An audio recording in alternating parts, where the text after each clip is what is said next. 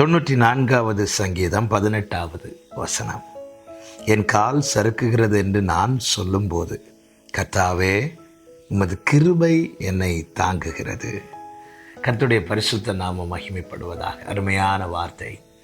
என் கால் சறுக்கும் போதென்றல்ல, சறுக்குகிறது என்று நான் சொல்லும்போது உம்முடைய கிருபை என்னை தாங்குகிறது. கர்த்தருடைய கிருபை தாங்கி கொண்டிருக்கிறதுனால தான் சத்துரு தொடுக்கிற எல்லா ஆயுதங்களுக்கும் நாம் தப்புவிக்கப்பட்டு தாங்கப்படுகிறோம் அல்லது காக்கப்படுகிறோம்.